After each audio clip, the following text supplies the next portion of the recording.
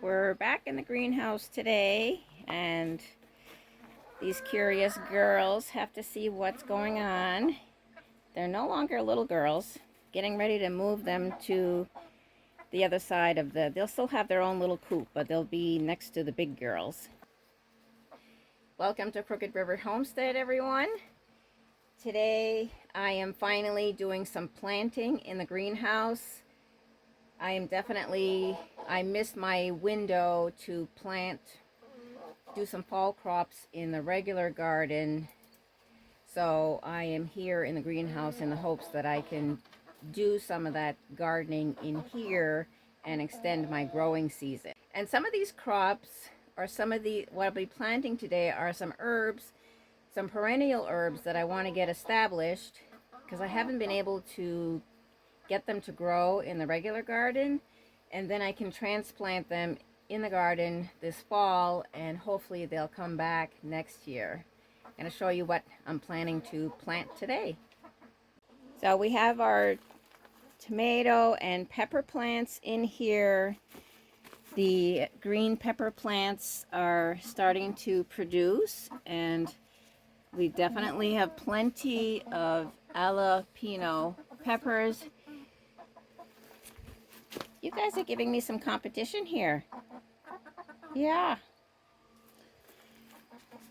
So it looks like they need some more fertilizer, which I have read that growing in pots, they tend to need more frequent fertilization because they use it up quickly. But we're starting to get some red tomatoes, and over here we have our seeds. So I don't know if I'll be successful, but I'm going to try planting some cucumbers, see if we can extend our cucumber season into the fall. And I think these will have to be in pots, and some of the herbs as well, because the root systems are deeper than what I can plant in these tubs here. These tubs are about 6 to 7 inches tall. We have a weed growing back there. So I am focusing on things that have shorter root systems to plant in these tubs. And one of those is some beets. Didn't have luck getting them going in the garden.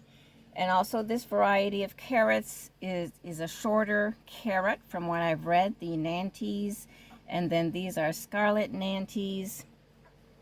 Also going to try some spinach and try kale again. I couldn't get it established in the garden. And also some Swiss chard. And these are some of the perennials. And I was just reading this. I want to get marshmallow established, but it says cold treating aids germination, which reminded me I have echinacea seeds in the refrigerator right now for that exact purpose. So I'm going to put this in the fridge, and it says to direct sow in the soil. So we're going to try putting that in the regular garden this fall.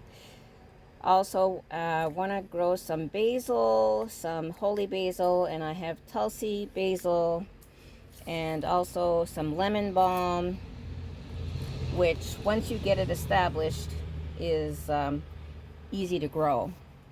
And also some chives. I do want to get these perennial chives going, and oregano, which I don't believe is a perennial, but I do want to grow some. Oh, it is a perennial, so we'll see. Oh, and also catnip. Catnip also, once you get it going, will come back year after year. I have some comfrey drying in here, and oh wow, they're almost dry. This one is still a little soft, but just keeping them covered because it gets really dusty in here with the girls. So my plan is to wet these tubs, wet the soil in there because they're completely dry, and we'll get planting. I have my water source in here that Tim set up for me. It's connected to an IBC tote that he filled with our pond water this spring.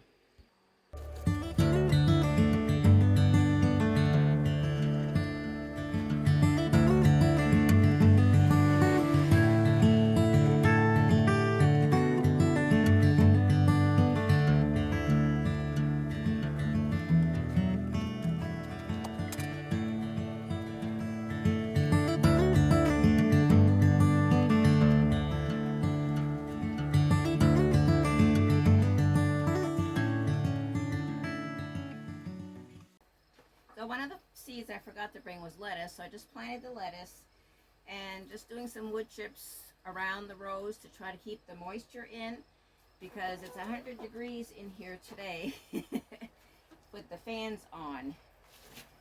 So, but not once I get these beds established, I can water them when I'm watering these plants, and that'll make it much easier. Well, it's more comfortable now that the sun is behind the clouds, but I'm very happy that I got this done today. I have no idea what time it is, but I do have to head up to the big garden and harvest some cucumbers because I plan on making some dill pickles tomorrow. And before I came in here today, I canned some salsa and some blueberry jam. So very busy every day.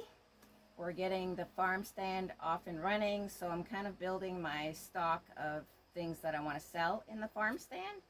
But I want to show you what we did plant today. I did not plant kale. I think we'll try again next summer and try starting it inside and then planting it outside. So back here I did plant some spinach. I didn't dare grow anything close that was within reach of the chickens, but in reality they could definitely fly over this if they wanted to. This fencing is more of a suggestion for them.